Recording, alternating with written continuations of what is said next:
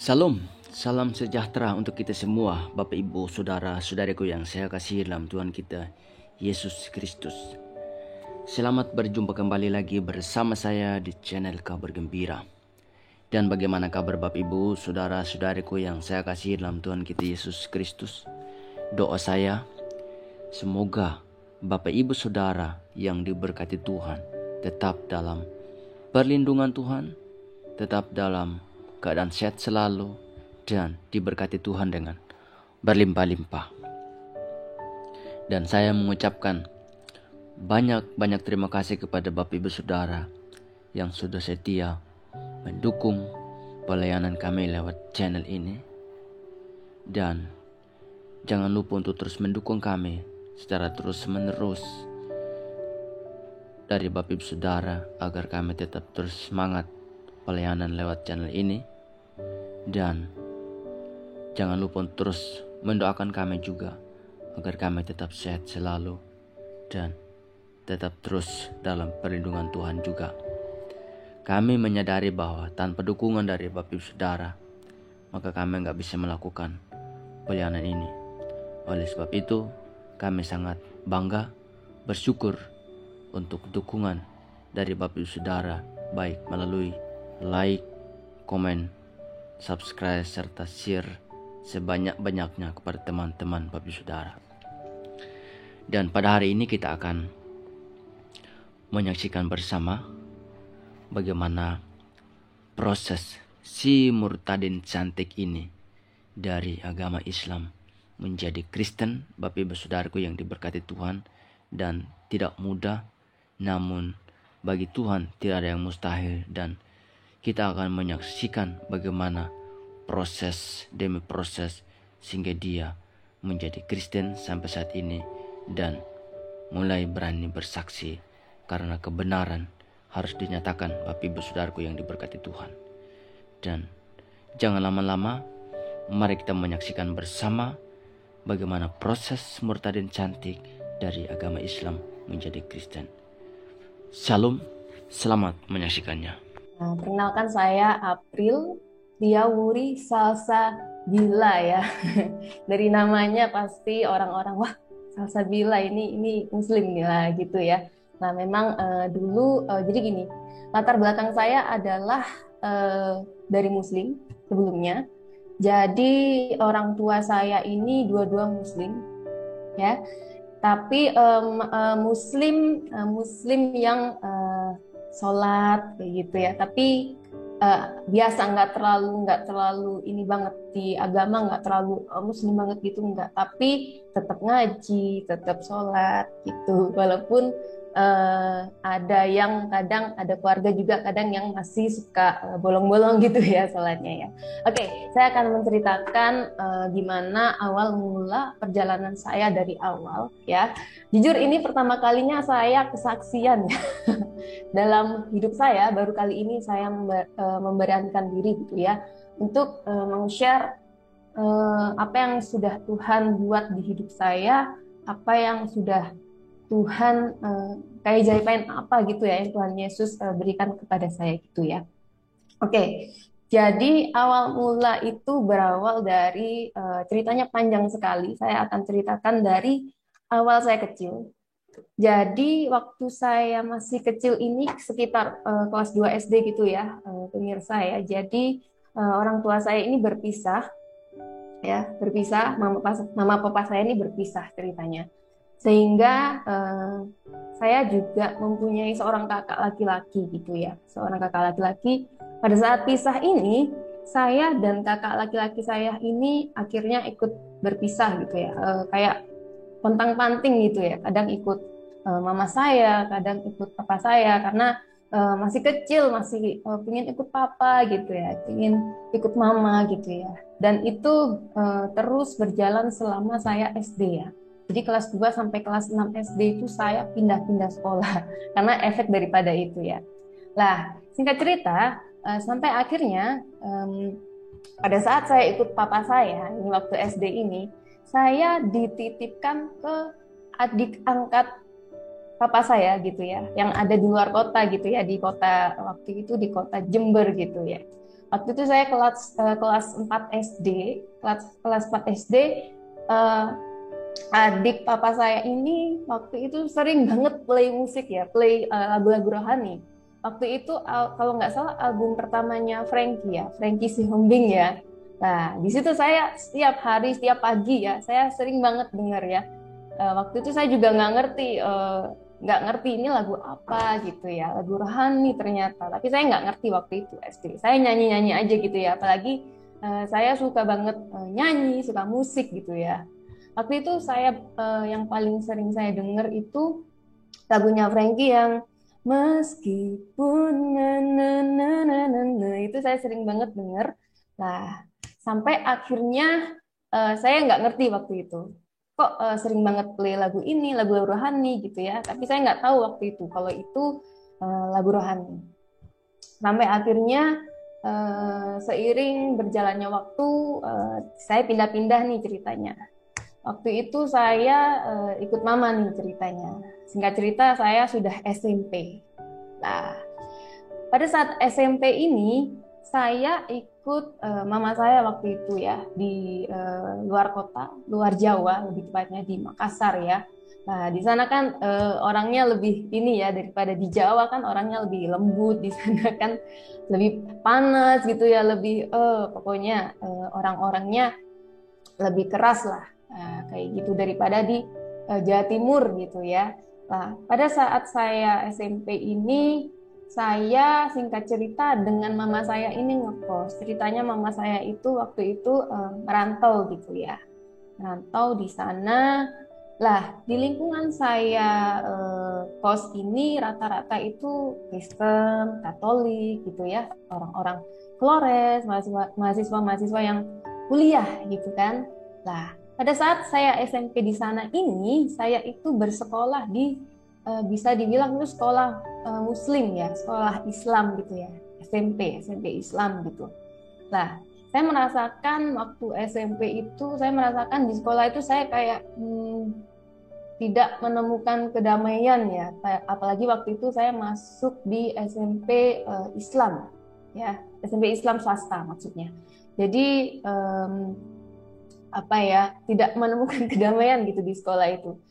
Sampai saya pulang ke kosan itu, lah waktu saya di kosan kan saya berdua tuh sama mama saya dan saya ya. Mama saya kan kerja, jadi saya di rumah sendiri, di kos sendiri. Nah, di kos ini saya dikelilingi oleh mahasiswa-mahasiswa Kristen, Katolik gitu ya. Mereka merangkul saya untuk ayo April main di sini gitu, main. Mereka baik sekali. Di situ saya merasakan damai ya. Nah, lebih tenang gitu maksudnya daripada di sekolah saya sendiri waktu itu. Nah, waktu itu SMP ya, saya di Makassar di kotanya waktu itu. Nah, akhirnya karena saya suka pindah-pindah ya, mama saya waktu itu pindah ke Makassar bagian agak pinggir ya waktu itu kalau nggak salah di daerah Bantaeng, Panakukang, daerah sana pinggir pokoknya jauh sekali dari kota ya. Nah, waktu itu saya pindah ke daerah Bantaeng itu, lah waktu saya pindah itu saya sudah tidak menemukan lingkungan orang-orang Kristen, orang-orang Katolik, jadi Muslim semua gitu ya. Dan saya sekolah di negeri waktu itu, sudah beda lingkungan daripada yang sekolah SMP saya yang Muslim yang pertama ini. Lah, di situ singkat cerita saya juga tidak menemukan kedamaian gitu ya. Lah, bahkan gimana ya, saya waktu itu kan masih kecil juga ya, jadi tapi saya kayak sudah mikir gitu, hati kok nggak damai gitu ya. Tapi kan saya nggak bisa cerita ke siapa-siapa ya, mau cerita ke siapa, ke mama saya juga. Mama dan papa saya ini bisa dibilang bukan orang yang bisa dicontoh waktu itu ya. Papa saya keras, mama saya keras, terus didikannya keras gitu ya. Dan waktu itu saya lagi ada di Makassar.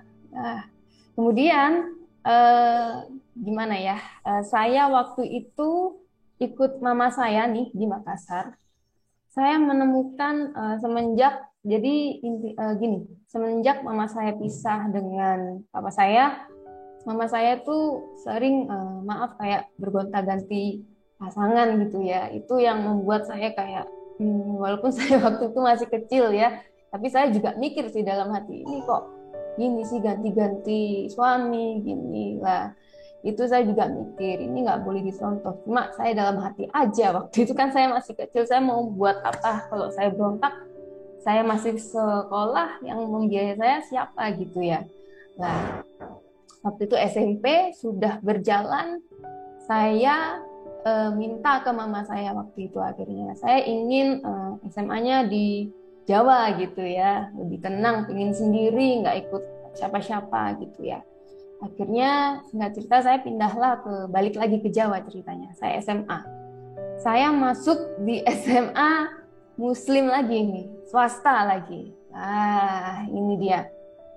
Sendiri. Waktu itu saya memutuskan untuk kos. Jadi mama saya tetap di Makassar gitu ya, di luar Jawa. Terus saya juga waktu itu papa saya ada di kota yang sama, cuma di Jawa Timur, sama-sama di Jawa Timur, cuma beda kota maksudnya. Beda kota, cuma sama-sama di Jawa Timur ya. Semenjak orang tua saya pisah, dari saya SD itu, saya mempunyai kepahitan gitu ya terhadap papa saya. Nah, belum ke mama ini ceritanya. Kan saya ikut mama saya ceritanya awalnya. Saya sering banget didoktrin ya sama mama saya kayak apa nggak membiayai saya dan lain-lain, terus nggak pernah telepon saya dan lain-lain ya. Jadi kepahitan itu sangat mengumpal di hati saya sehingga membuat saya menjadi pribadi yang keras ya, diam tapi keras gitu, ada kepahitan yang numpuk. Nah itu dasarnya tuh dari situ, kasih sayang kurang ya, namanya juga orang tua cerai. Tapi yang lebih besar itu papa saya, karena dulu waktu SD itu saya deket banget sama papa saya. Semenjak pisah itu karena papa saya ini ya menikah lagi dengan maaf saya hapus dulu Pak Franky, maaf ya. Iya, Bu. Oke,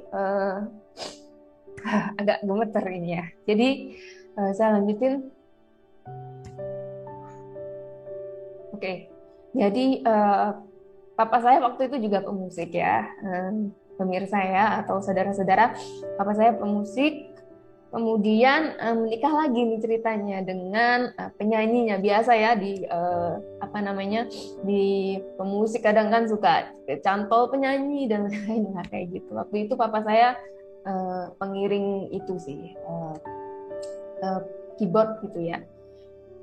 Dia menikah dengan penyanyinya sendiri waktu itu, sehingga waktu itu bikin di hati saya kayak kepahitan dan itu menumpuk sampai saya SMA. Lah, saya waktu SMA itu dari luar Jawa kan ke Jawa Timur nih. Lah, waktu saya pindah di sekolah di Jawa Timur ini, saya ke papa saya nih akhirnya, kan lama nggak ketemu ya. Nah, akhirnya saya ketemu ke papa saya. Ya gitu. Terus saya lihat lagi, aduh istrinya baru lagi nih. Mama saya sama papa saya nggak ada bedanya. Sama, gonta ganti terus ya. Lah itu ya. Tapi saya cuma dalam hati aja, loh salah lagi nih. Beda lagi perempuannya gitu kan. Nah, sampai akhirnya saya intinya memutuskan untuk, wah ini saya nggak bisa ini ikut mama saya begini, papa saya begini. Nggak tahu kayak di hati saya ini saya nggak pingin kayak mereka gitu kan. Nggak ada yang bisa dicontoh yang baik yang mana ini gitu. Nah akhirnya saya memutuskan untuk kos nih ceritanya waktu saya SMA. Nah pada saat saya ngekos, saya itu punya teman gitu ya, teman satu kelas saya waktu SMA. Dia itu Muslim, tapi di saudara-saudaranya banyak yang Kristen kayak gitu, campur gitu kan. Nah, saya diajak nih, namanya juga SMA ya, diajak ke rumahnya gitu kan. Akhirnya saya deket sama kakak dari teman saya yang satu kelas nih. Nah, dia seorang Nasrani waktu itu. Nah, singkat cerita saya deket temen cewek ya waktu itu. Jadi saya sering banget main ke rumahnya dia, namanya siapa ya waktu itu, Sylvie.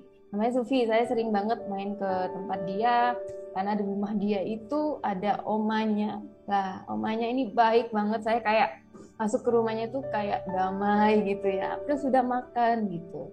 Gimana tadi sekolahnya gini dan lain-lain. Saya damai sih, kayak disiram gitu hati saya ya. Yang saya nggak temukan di keluarga saya, nggak temukan di semua keluarga saya, dan saya temukan di situ damai gitu ya. Sampai akhirnya waktu saya SMA itu sekitar kelas 3 kalau nggak kelas 2 SMA, saya masuk ke grup vokal ya. Ada namanya grup vokal Narwastu gitu ya. Nah, di grup vokal di Malang itu, Malang ya, waktu itu Narwastu ada di Kota Malang. Banyak banget, rata-rata kebanyakan dari mereka ini adalah Kristen, Katolik, kayak gitu kan. Nah, yang Muslim ini hanya beberapa. Nah, saya aktif di situ waktu saya SMA itu. Saya aktif les di situ, ikut kegiatan di Narwastu, paduan suara, dan lain-lain.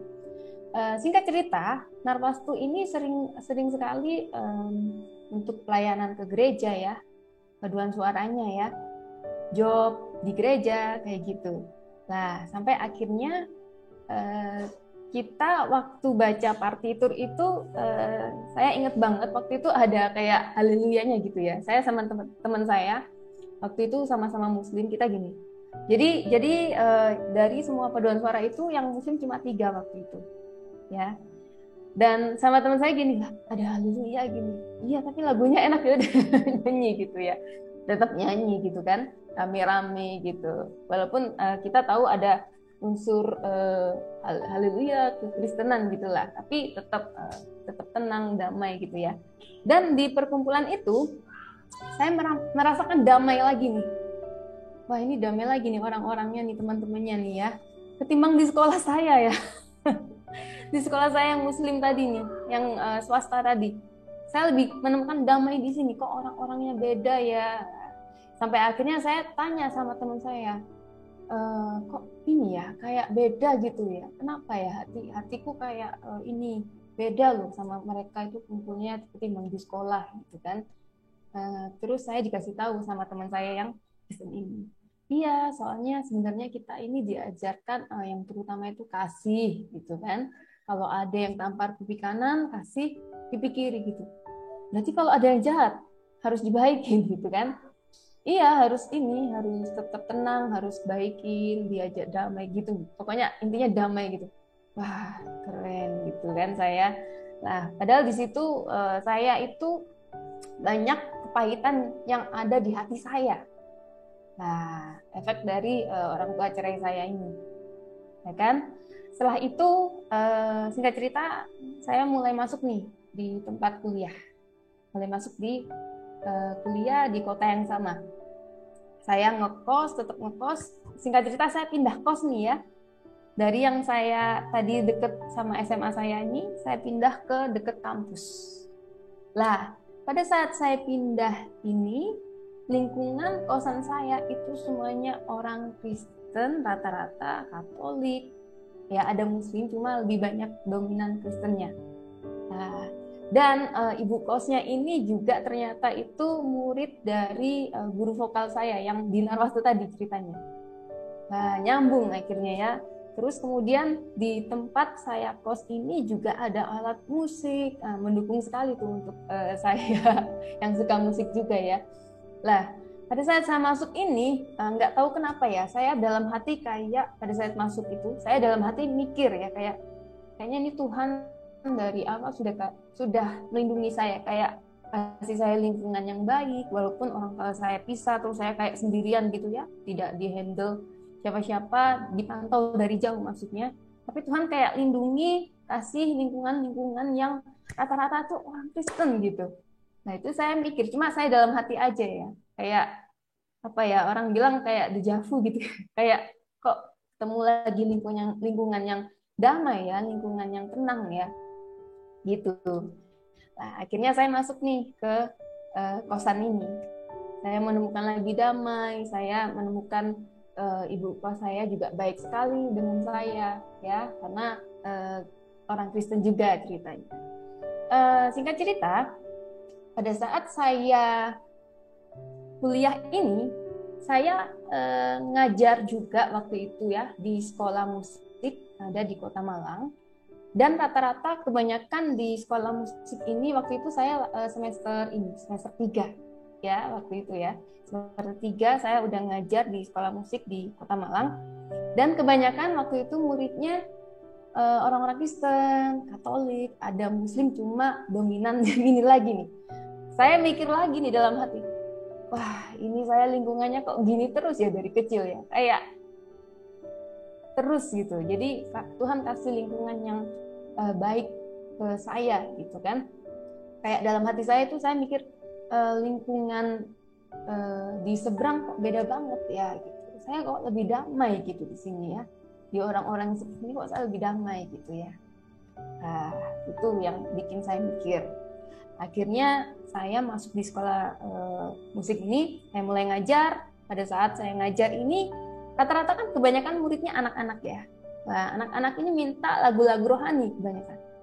Miss, aku mau dong lagu rohani ini. Saya gini, waduh lagu apa ini, saya nggak tahu. Lagu sekolah minggu Miss, ini Miss. Ini lah. Akhirnya saya belajar kan. Mau nggak mau orang saya ngajarin mereka, saya harus tahu dong inti lagunya apa, penghayatan lagunya gimana biar saya tahu kan. Nah, akhirnya saya belajar lagu-lagu sekolah minggu untuk anak-anak waktu itu. Nah, ini ceritanya saya masih belum percaya, belum kenal banget Tuhan Yesus itu siapa sih. Masih belum. Saya belajar sampai akhirnya waktu saya kuliah ini, saya magang ceritanya. Ya, saya magang di suatu mall gitu ya. Magang, saya sempat deket dengan orang kantor itu, salah satu orang kantor di sana. Dan kembali lagi pemirsa atau saudara-saudara, di daerah tempat saya magang itu mayoritas orang Kristen lagi, Katolik lagi. Nah, itu saya semakin mikir dalam hati sih ya. Mikir, oke, gitu ya. Kok lingkungannya kesini lagi ya, gitu. Tapi dalam hati aja sih waktu itu. Singkat cerita, pada saat saya deket sama salah satu orang gitu ya, laki-laki ya, biasa ya, deket biasa karena orang ini itu sama-sama pemusik waktu itu, pasti nyambung dengan saya ya. Nah, jadi akhirnya kita sering kontak, sering kalau saya ada job di kafe minta tolong untuk bass gitu ya, band untuk kafe. Saya sering banget ngisi di kafe-kafe kayak gitu waktu itu. Jadi kita connect ya waktu itu. Dan sedangkan teman laki-laki saya ini dia Kristen waktu itu. Nah, sampai akhirnya kita deket ya. Mungkin ini adalah salah satu untuk Tuhan lebih memperkenalkan siapa Tuhan Yesus itu ya, salah satu faktor yang Tuhan munculkan untuk saya lebih ini loh gitu. Mungkin kalau dari saya SD tadi samar-samar ya, oh ini loh kekristenan itu seperti ini dengan melalui lagu. Nah, SMP mungkin sama ya, dari orang-orang sekitar yang membuat kita hati saya damai gitu ya. Dan semakin kesini semakin tajam gitu, semakin jelas waktu saya kuliah waktu itu. Ya, jadi waktu saya kuliah ini saya dekat sama seseorang dan waktu saya kuliah, saudara-saudara, itu saya banyak banget teman ceritanya, teman kuliah gitu ya, banyak pokoknya teman saya. Lah, waktu saya deket ini, singkat cerita, terus akhirnya kami pacaran gitu ya, deket pacaran. Baru jalan 3 bulan, saya mikir akhirnya, wah ini gimana nih nanti nikahnya ya. Nah, saya mikirnya udah kayak serius gitu ya, karena saya semenjak orang tua saya pisah, saya kayak tidak percaya dengan yang namanya pacaran gitu ya, menikah gitu ya. Bahkan saya mikir nanti nggak usah nikah, pengen fokus kerja aja gitu ya, fokus karir, saya nggak mau nikah ya. Saya sampai mikir seperti itu, saking tidak percayanya dengan yang namanya laki-laki ya. Jadi walaupun hanya deket SMA, SMP gitu ya, deket sama laki-laki, saya tidak membawa itu ke arah serius, hanya biasa main-main ya. Nah, sampai itu kebawa sampai kuliah waktu itu. Sampai akhirnya saya pacaran. Lah, nggak tahu kenapa waktu saya pacaran ini saya kayak ini harus serius ini, nggak bisa kuliah itu apalagi kuliah umur-umur udah mau mateng nih, udah mau lulus kuliah, harus benar-benar serius, nggak bisa main-main. Gimana ini caranya kalau misalnya nikah? Sampai akhirnya pacar saya ini, kita lagi ke arah Surabaya gitu ya, di jalan tol. Saya nanya gitu, gimana ya ini nanti kalau misalnya nikah, kalau saya berjilbab gimana? Mau nerima nggak kalau misalnya nikahnya mau agama masing-masing gitu ya? Lah, suami saya ini dulu waktu itu masih pacar, kalau sekarang sudah suami ya. Waktu itu masih pacar. Bilang, oke, kalau gitu coba cari satu ayat di Al-Quran yang menjamin kita masuk surga. Nah, saya dalam hati, wah ini kesempatan ini. Nah, kalau suami saya masuk, mungkin kan saya dapat ini ya, dapat apa namanya ya, sampai lupa. Dapat ini, apa namanya? Mungkin Pak Franky bisa bantu, saya jadi lupa ya. Dapat apa sih namanya? Dapat apa Pak? Nubuatan, mimpi. Enggak. Kalau kita memasukkan orang Kristen ke Muslim, kita dapat Pahala. apa namanya? Pahala. Ya itu. Betul, terima kasih Pak Franky dibantu. Ya. Jadi kita dapat pahala gitu ya. Lah, akhirnya saya semangat nih. Wah, gitu. Saya nggak pernah buka Alkitab atau baca arti Al-Quran ya. Walaupun saya sebelum-sebelumnya juga ngaji ya. Saudara-saudara saya ngaji, saya khatam Al-Quran 2 kali waktu itu. Tapi saya nggak ngerti artinya sih memang. Jadi saya ngaji aja. Tapi saya nggak ngerti ini artinya apa. Jadi kita taunya kalau udah khatam ya udah dapat pahala gitu. Tapi kita nggak tahu ini artinya apa, baca aja gitu. Artinya nggak dibaca. Nah, sampai akhirnya saya mempelajari Al-Quran dan Alkitab, singkat cerita. Di awal saya di Al-Quran dulu nih. Saya cari, saya googling, saya baca juga Al-Qurannya. Yang tadinya saya nggak pernah baca sedetail itu di Al-Quran.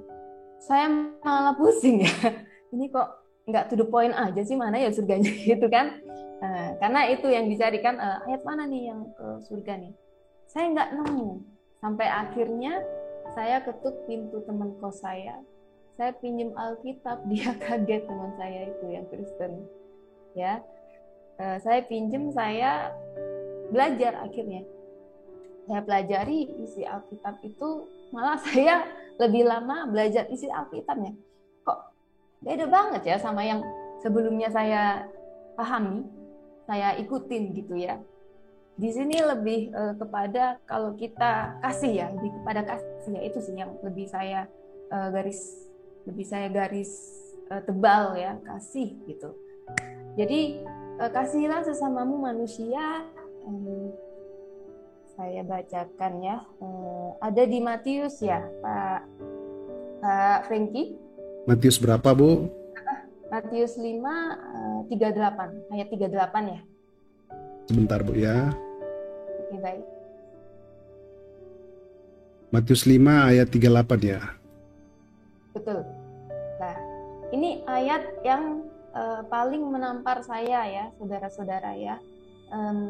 Kamu telah mendengar firman, mata ganti mata dan gigi ganti gigi. Tetapi aku berkata kepadamu, janganlah kamu melawan orang yang berbuat jahat kepadamu, melainkan siapapun yang menampar pipi kananmu, berilah juga kepadanya pipi kirimu.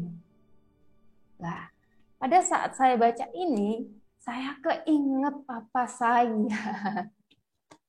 Dalam hati saya kan kepahitan tuh sama papa saya ya, karena kasih sayang kurang, terus nggak pernah ditelepon, terus nggak dibiayain juga gitu ya. Saya kepikiran papa saya.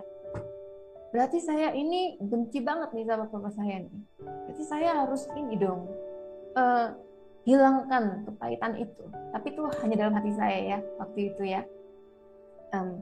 Sampai akhirnya itu cuma dalam hati nih, saudara-saudara. Sampai akhirnya saya ikut, saya penasaran waktu itu, penasaran di gereja itu ada apa ya gitu. Sampai akhirnya saya ikut ibadah sama teman kos saya ini, saya iseng. ikut ya ibadah minggu ke gereja, ikut ya gitu. Mungkin dia kaget, ngapain? Enggak, iseng. Saya bilang gitu, saya ikut gitu. Tapi saya nggak cerita ke siapa-siapa, saya jalan aja gitu. Saya nggak ingin apa yang saya pelajari ini hasil daripada dipaksa orang atau mungkin dipaksa pacar gitu ya, ayo harus ikut. No, enggak, saya sendiri, saya yang inisiatif sendiri ya. Jadi saya datang nih ke gereja sama teman saya, waktu itu saya ke GKI ya. Nah, di situ khotbah dan lain-lain, saya pulang. Saya pulang itu bawa ini pesan-pesan di hati. Ya, waktu itu tentang kalau tidak salah khotbahnya tentang bijaksana. Ya. Jadi kita harus bijaksana dalam menanggapi segala sesuatu. Intinya tentang itu. Nah, saya seneng. Akhirnya saya sering banget ikut sama teman saya nih ke gereja. Nanti dapat apa ya pulangnya ya gitu dalam hati. Ya kalau teman saya diem-diem aja, tapi mungkin dia mikir ya, ini April serius, ini dia sholat, dia ikut ke gereja juga gitu ya mungkin ya. Nah sampai akhirnya saya tetap sholat nih. Nah saya pikir nggak bisa nih, saya nggak bisa ke gereja lagi, saya stop. Akhirnya saya nggak ikut teman saya lagi. Saya tetap sholat waktu itu, tetap saya sholatnya rutin 5 kali sehari ya. Saya tahajud juga setiap hari. Tapi saya mikir ya, kayak saya ini sholat karena dipaksa atau wajib atau memang dari hati saya nih. Ini yang perlu dipertanyakan, ya kan? Sampai dalam hati saya tanya dari hati saya lubuk paling dalam, ya. Iya, ini memang wajib. Kalau enggak nanti masuk neraka, gitu kan? Tapi nggak dari hati kita, wajib karena memang harus gitu kan. Tapi saya merasa nggak damai gitu, saya nggak menemukan apa-apa. Saya benci ke papa, saya tetap benci-benci aja gitu ya, nggak hilang, sama aja. Nah sampai akhirnya saya waktu itu harus cari jalan keluar gimana nih ya. Nah sampai akhirnya saya sholat tahajud. Ya, walaupun saya tiap hari udah sholat tahajud, tapi ini saya benar-benar kayak khusyuk gitu. Ya Allah, gimana ini gitu. Tolong kasih saya jalan yang lurus, petunjuk mana yang benar, gitu kan. Di sisi lain, besoknya saya juga ke gereja. Saya benar-benar doa ya di gereja. Sampai akhirnya pulang gereja itu, saya tanya ke teman saya, kalau misalnya mau doa di rumah itu gimana ya, harus gimana dulu ya. Nah, karena kan kalau di saya sebelumnya mungkin kan harus baca ayat Al-Quran gitu kan, nggak langsung to the point. Terus teman saya ini bilang, kalau bilang ke Tuhan tuh langsung ngomong aja gitu, pengennya kayak gimana gitu. Saya bingung kan ngomongnya gimana ya. Terus akhirnya saya malam itu doa, ya Tuhan Yesus, saya tidak tahu harus berbicara seperti apa, saya formal banget, masih kaku, saya nggak ngerti waktu itu harus gimana. Saya minta tolong untuk dikasih petunjuk bagaimana harus apa gitu. Sampai akhirnya setelah saya doa itu, saya 3 hari itu kayak orang nggak punya pegangan. Jadi saya tetap sholat, saya juga tetap doa ke Tuhan Yesus. 2 saya lakukan, Islam sama Kristen. Saking saya bingungnya, kayak saya tuh nggak punya pegangan mau kemana. Saya di tengah. Jadi ini Kristen, ini Muslim gitu ya. Saya di tengah gitu. Jadi kayak orang bingung gitu ya, kosong.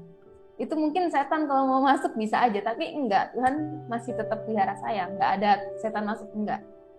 Ya, lah pada saat itu saya sampai benar-benar 3 hari itu udah kayak orang, saya sampai enggak magang ya, enggak masuk ke tempat saya magang. Jadi saya benar-benar di rumah di kamar terus 3 hari.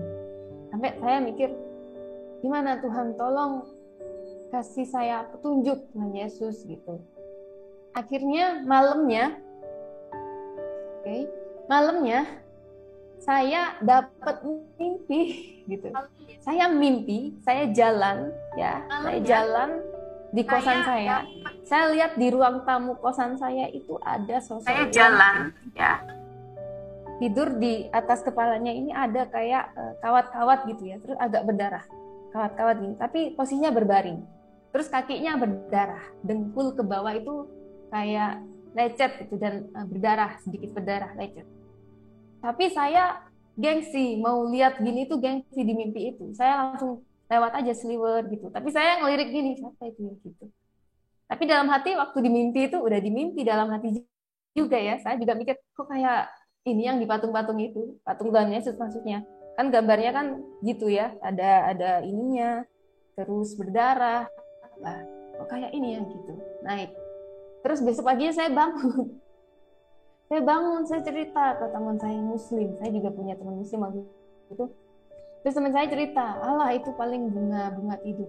Tapi itu ceritanya beda banget gitu. Beda sama mimpi-mimpi saya sebelumnya. Hati saya yang merasakan. Sampai akhirnya saya cerita ke teman saya yang Kristen ini, teman-teman kosan saya. Wah, April gitu. Kamu kayaknya dijamah Tuhan ini habis ini. Gitu. Dijawab mereka gitu. Wah, kamu dijamah ini gitu. Saya nggak ngerti jamah itu apa. Kan bahasa saya kan sebelumnya nggak ada kayak gitu. Jamah itu apa? Dijamah Tuhan. Dijamah Tuhan apa ya gitu kan. Nah, akhirnya besoknya ceritanya saya waktu itu lagi ada job nih, lagi nyanyi waktu itu ya. Lagi nyanyi, saya waktu itu pingin banget gitu ya. Kayak pingin sekali baptis. Ya, karena yang saya tahu kalau kita sudah percaya Tuhan, kita harus baptis. Nah, di situ saya pingin banget baptis. Saya kayak ngerasa, wah ini aku kayaknya harus ke Tuhan Yesus. Kayak gitu. Jadi hati saya itu kayak ngarah ke situ terus. Nah, harus baptis nih. Nah, akhirnya waktu saya pulang dari ngejob ini tadi, saya ngajar ya di tempat saya ngajar seperti biasa. Saya ngajar seperti biasa. Saya nggak tahu waktu itu saya mau baptis kemana ya. Saya nggak pingin ada campur tangan orang lain. Saya pingin saya lakukan sendiri. Saya nggak pingin dibantu teman atau dibantu pacar gitu ya. Ayo ke gereja A, B, C. No, enggak. Saya cari sendiri. Saya ke gereja, saya inisiatif sendiri. Saya cari tahu sendiri. Saya nggak pingin ada yang nyetir gitu ya. Nah, akhirnya saya waktu ngajar ini, waktu saya mau pulang ngajar, saya duduk di kursi admin ya di sekolah musik ini. Terus saya lihat ada foto, padahal di situ saya ngajar udah berjalan lama ya, setahunan lah. Setahunan saya ngajar di sana, tapi saya baru ngerti di situ ada kayak lirik gitu, janjimu seperti fajar, na, na, na, na. Nah itu, lagu itu. Ternyata pemilik sekolah musik yang saya ngajar ini, dia yang nyiptain lagu itu. Sedangkan lagu itu yang saya suka dulu waktu saya SD, yang tante saya sering play musik ini. Jadi saya flashback gitu. Loh, ini kan lagu saya suka juga nih lagu ini. Ya. Jadi kayak kebawa gitu. Kurang lebih lagunya atau liriknya seperti ini, saudara-saudara. Janjimu seperti fajar pagi hari. Lah itu yang bikin saya ngerasuk tuh juga waktu SD. Na na na na na na na na na bersinar. Lah, itu yang bikin saya masuk di SD tuh di lirik situ. Lirik itu. Nah, akhirnya kayak nyalur gitu ya. Nyalur waktu saya ngajar ini. Loh, Kak Afan, yang nyiptain lagu ini ya Mbak ya? Saya tanya sama adminnya. Terus adminnya info, iya ada gereja juga ini. Ah, punya gereja, saya gitu kan. Terus saya pengen ketemu sama Pak Afen ya. Akhirnya saya bertemu sama pemilik sekolah musik ini. Saya share, saya pengen tanya gerejanya di mana Pak? Oh di sini gitu.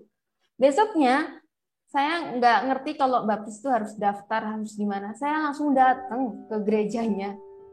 Saya cari, ada Pak Afen, ada. Saya pengen baptis Pak Afen gitu. Mungkin orangnya kaget loh, ini April ngapain? Nggak ada kabar apa-apa, tiba-tiba baptis gitu ya. Waktu saya baptis itu, saya pagi hari itu dadakan info ke teman saya, ke pacar saya pengen baptis gitu, minta tolong ditemenin ya.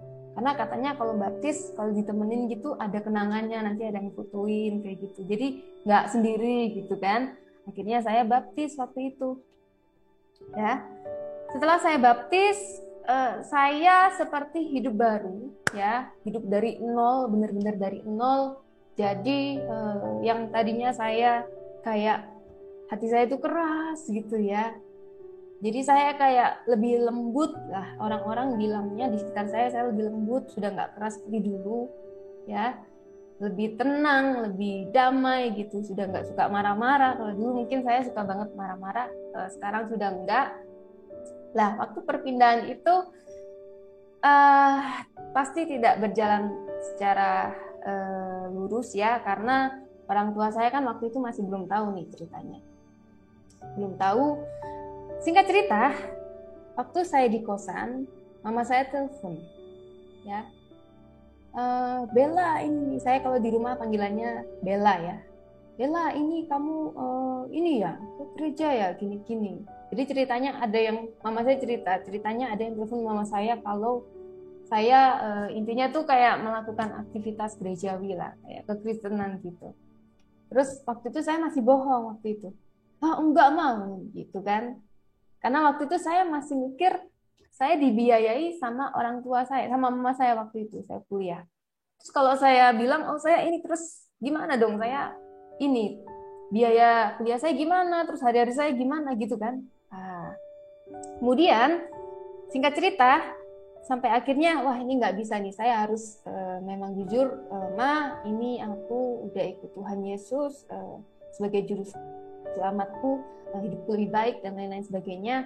Sampai akhirnya saya beranikan diri, ya, saya beranikan diri untuk bilang ke mama saya telepon waktu itu mama saya.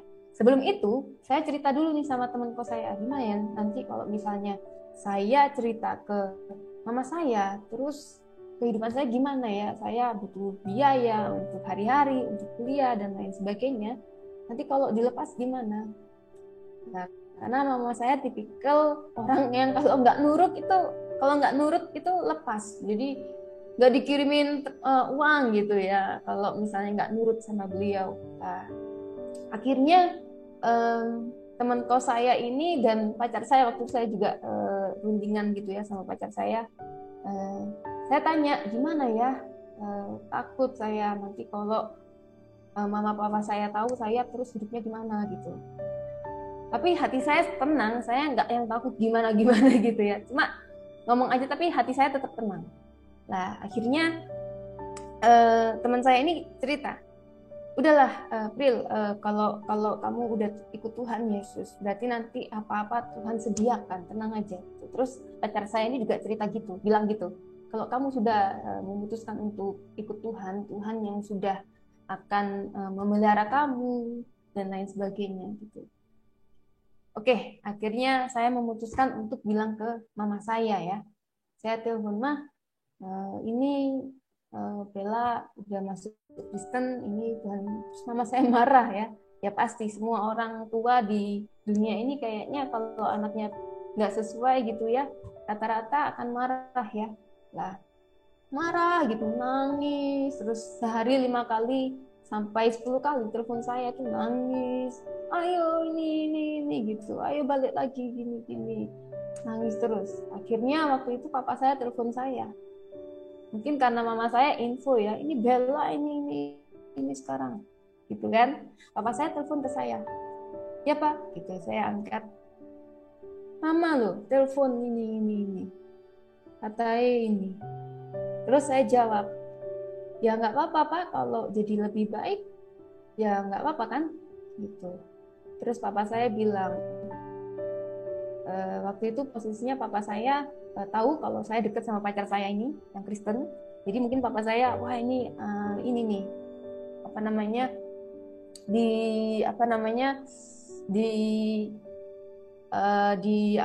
diceramain terus nih paling sama ini si pacarnya Bella ini gitu kan.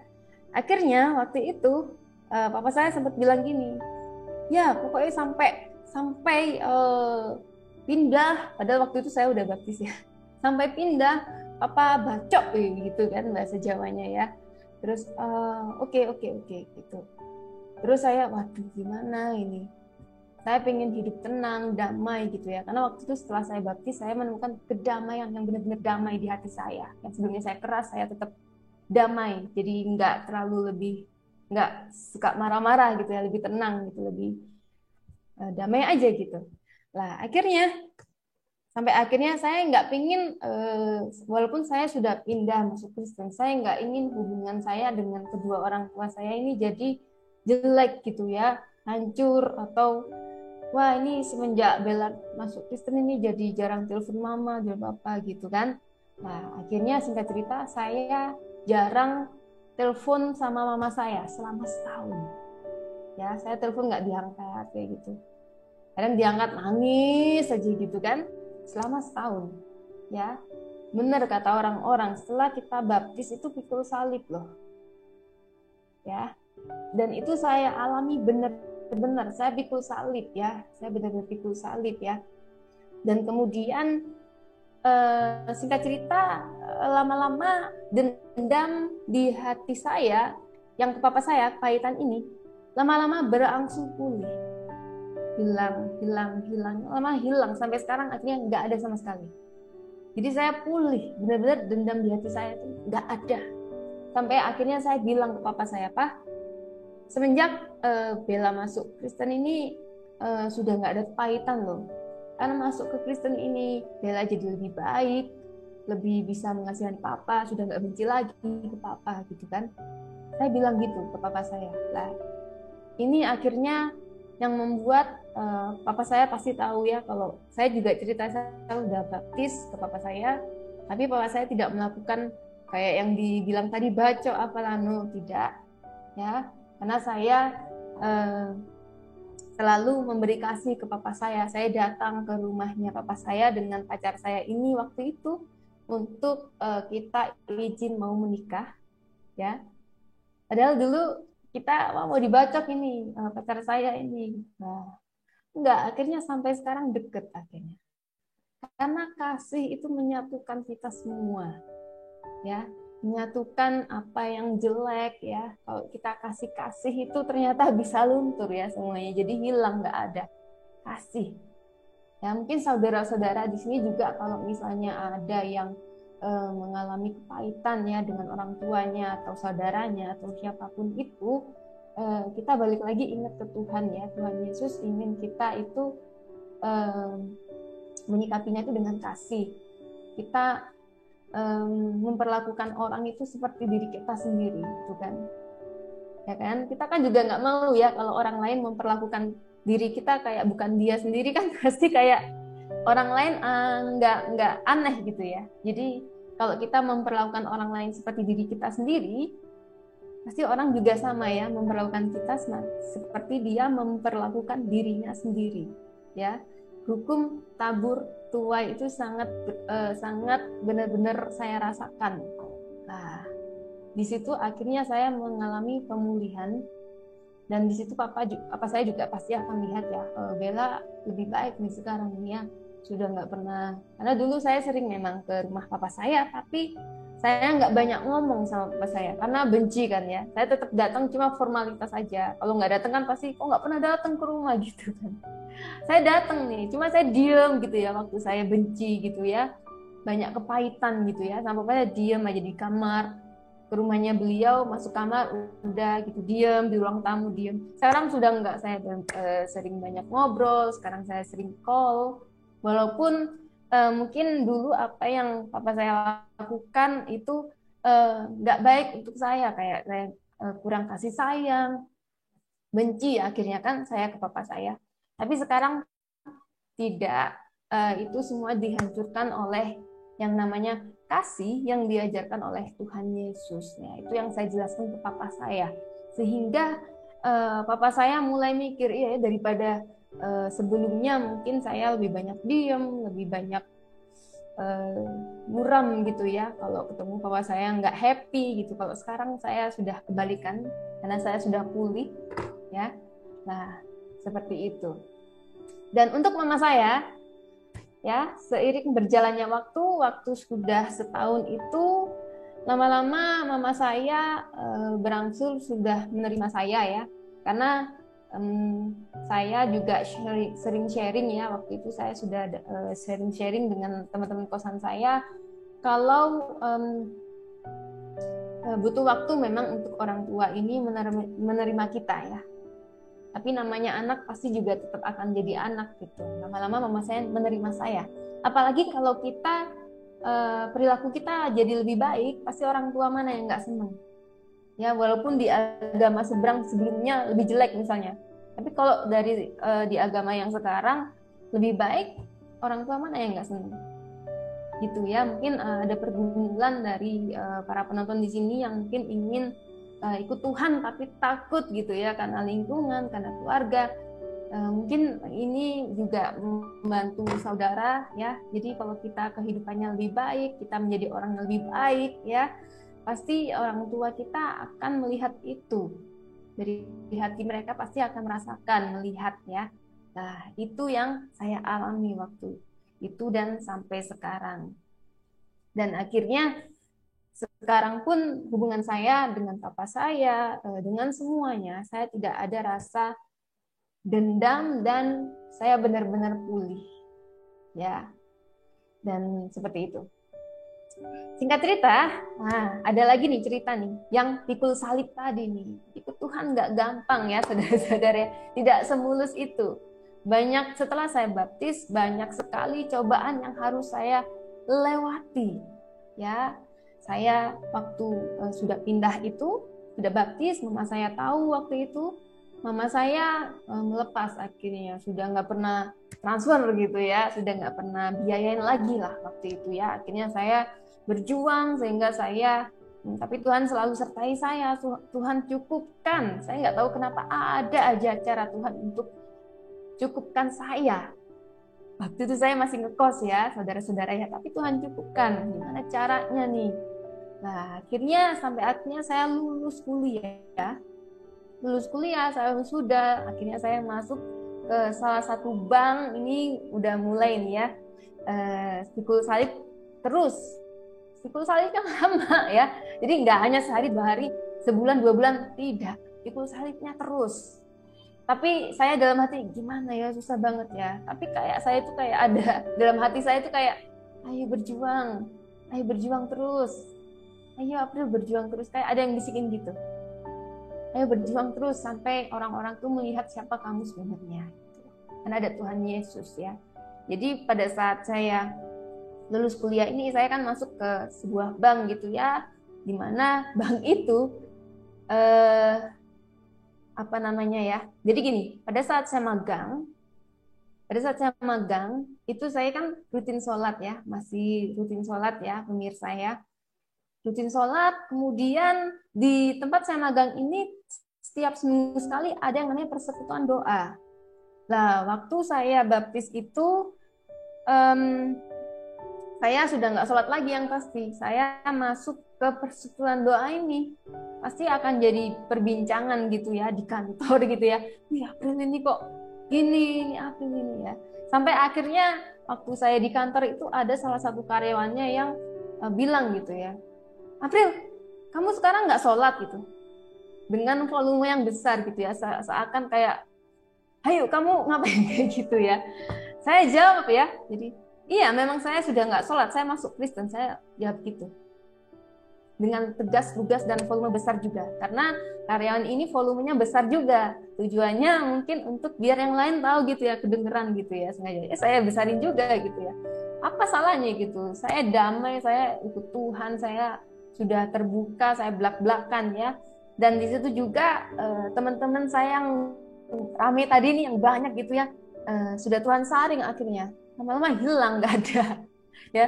Tuhan saring kualitas yang terbaik, yang menerima saya apa adanya ya. Teman-teman saya sudah nggak ada, hilang ditelan bumi, jadi saya nggak tahu. Tuhan saring dengan teman-teman yang baik, yang bikin saya lebih baik yang pasti. Nah, seperti itu ya. Jadi pikul salibnya banyak banget ya. Jadi itu salah satunya. Kemudian singkat cerita, saya wisuda tadi, sudah saya masuk ke kantor. Kantor saya ini di bank gitu ya. Bank saya ini itu sering gitu ya, berhubungan dengan tempat saya magang tadi. Ya, jadi ada aktivitas kayak store tunai dan lainnya, kerjasama gitu ya, sehingga omongan-omongan ini tersampaikan gitu ya ke orang-orang yang tempat saya kerja itu. April ini dulu muslim gini dan lain-lain ya.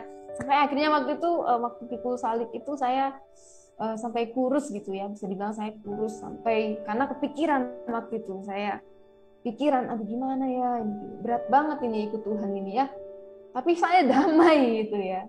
Saya memang kurus tapi waktu itu saya damai gitu, hati saya tenang gitu ya. Gimana ya, tapi dalam hati saya Tuhan kasih kayak ayo terus berjuang sampai titik penghabisan, ayo terus berjuang gitu kan.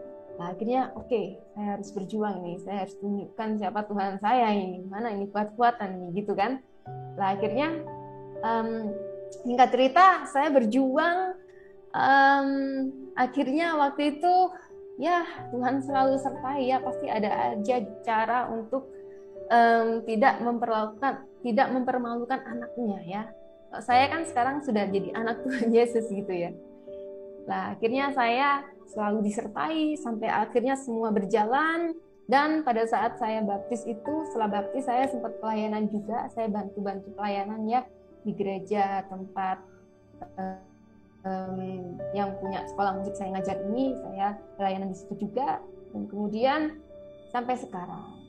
Nah, dari sini mungkin saudara-saudara melihat dari sisi positifnya ya. Yang dulu saya keras gitu ya, sekarang bisa dibilang saya udah kayak air gitu ya, lembek gitu ya. Kasih apa-apa harus kasih ya. Dan waktu saya pikul salib di kantor pertama saya kerja itu, saya juga mempraktekkan apa yang Tuhan suruh gitu ya. Kalau misalnya ada yang jahat harus dibaikin, malah lebih baik lagi gitu. Itu yang bikin saya berat sih, orang ini udah jahat loh. Kalau dulu saya mungkin bales ya, kalau sekarang yang malah dibaikin ya, kasih gue gitu ya, ajak makan gitu ya, tambah baik nih. Nah, itu yang akhirnya sampai sekarang saya bawa, sampai saya berjuang sampai sekarang, dan akhirnya saya hubungan dengan keluarga ya, bahwa saya baik semua, bahkan lebih baik daripada yang dulu ya. Nah, ini sih kurang lebih ini yang mau saya sampaikan ke saudara atau pemirsa. Kasih itu sangat besar efeknya, ya, sangat. Tuhan ingin tunjukkan kasih itu kepada saya, dan saya harus kasih itu ke orang-orang yang ada di sekitar saya. Nah, kurang lebih seperti itu. Haleluya, haleluya, haleluya. Bapak, Ibu, Saudara-saudariku yang saya kasih dalam Tuhan kita Yesus Kristus. Ya, kesaksian yang sangat-sangat luar biasa. Bagaimana Murtadin cantik ini mengalami masalah demi masalah, baik dari kedua orang tuanya, yaitu bapak dan ibunya yang pisah, dan ibunya yang betul-betul ya sungguh kacau waktu mereka di agama lamanya, Bapak Ibu Saudaraku yang diberkati Tuhan. Dan akhirnya si anak ini mau hidup lebih tenang lagi, namun tidak ada damai ketika menjalankan ajaran yang diajarkan oleh agama lamanya, baik melalui bapaknya harus didoktrin untuk rajin sholat, rajin pengajian dan lain sebagainya. Namun dia tidak mengalami damai sejahtera, Bapak Ibu Saudaraku, karena kedua orang tuanya berantakan hidup, dan dia malah menyimpan kepahitan yang bertumpuk, Bapak Ibu Saudaraku, dalam hidupnya, dan tidak ada cara lain untuk menghilangkan kepahitan itu, dan dia membingungkan, dan akhirnya dia mencari tahu. Dia betul-betul menjadi pribadi yang haus dan rindu akan kebenaran firman Tuhan, dan dia mencari Tuhan yang benar, dan akhirnya dengan cara Tuhan sendiri dia menemukan Tuhan melalui teman-teman, melalui orang-orang terdekatnya yang dipakai Tuhan untuk melayani dia, untuk mengenal Sang Juru Selamat, Bapak Ibu Saudaraku yang diberkati Tuhan. Dan akhirnya dia memutuskan untuk menjadi Kristen, yaitu percaya Yesus sebagai Tuhan dan Juru Selamat. Sehingga sampai saat ini dia dipakai Tuhan secara luar biasa untuk menjadi saksi nyata, saksi hidup bagi Kristus. Bapak Ibu Saudaraku yang diberkati Tuhan. Dan semoga melalui kesaksian ini iman saya dan Bapak Ibu Saudara semakin kuat dan teguh dalam Tuhan kita Yesus Kristus. Dan mungkin sampai di sini acara kami Bapak Ibu Saudaraku, dan sampai ketemu di video berikutnya. Tuhan Yesus memberkati kita semua. Shalom.